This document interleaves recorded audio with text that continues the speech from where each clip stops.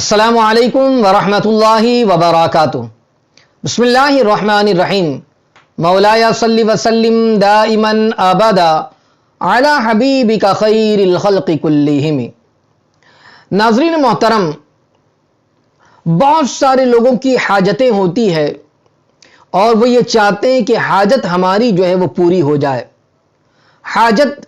بہت ساری ضرورتیں ہوتی ہے پوری ہونے کے لیے،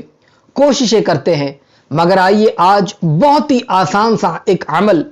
میں آپ کے سامنے عرض کروں۔ انشاءاللہ العظیم اس کو عمل میں لائیں، اللہ تبارک و تعالی نے چاہا اپنی جائز حاجت کا سوال اللہ کی بارگاہ میں پیش کریں، انشاءاللہ اس عمل کی برکت سے حاجت پوری ہوں گی۔ آئیے اس وظیفے کو آپ سماعت کریں اور اس کا طریقہ آپ معلوم کریں۔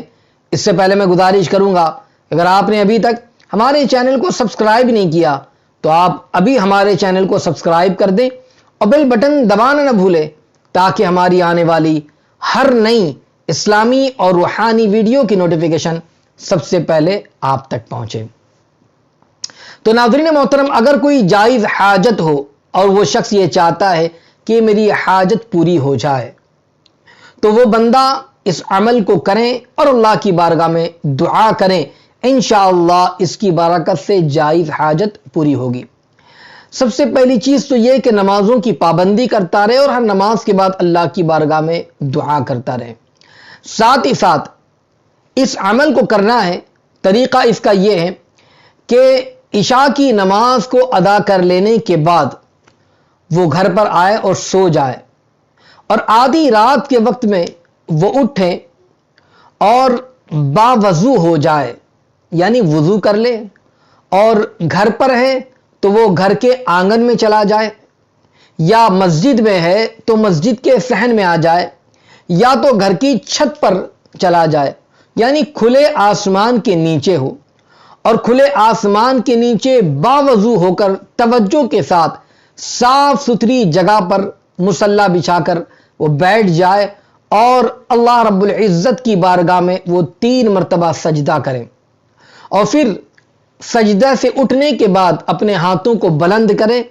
اول اخیر درود مبارکہ کے ساتھ اللہ تبارک و تعالی کا یہ نام مبارک یا وہاب 100 مرتبہ پڑھے، یعنی ایک تسبیح اس نے یا وہابو کی پڑھنی ہے۔ پھر اللہ رب العزت کی بارگاہ میں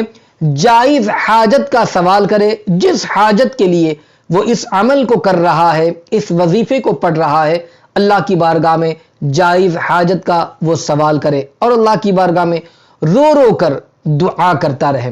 اللہ کی بارگاہ میں دعا کرے، اور پھر اس کے بعد دعا مکمل ہونے کے بعد پھر درود مبارکہ پڑھ لے۔ انشاءاللہ العظیم یہ عمل کرے، انشاءاللہ 3 دن 5 دن 7 دن اگر وہ اس عمل کو کرے گا، اللہ تبارک و تعالی نے چاہا توجہ کے ساتھ گریو زاری کے ساتھ اس عمل کو کریں، اللہ تعالی نے چاہا تو جائز حاجت انشاءاللہ اس کی پوری ہو جائے گی۔ تو ضرور از ضرور نمازوں کی پابندی کرتا رہے اور اس عمل کو جو ہے ضرور از ضرور کرے، انشاءاللہ اس کا فائدہ وہ ضرور از ضرور دیکھے گا۔ اللہ تعالیٰ کی بارگاہ میں دعا ہے کہ مولا تعالیٰ ہم سب کی جائز حاجات کو پوری فرمائے، سب کی پریشانیوں کو دور فرمائے، آمین۔ السلام علیکم ورحمۃ اللہ وبرکاتہ۔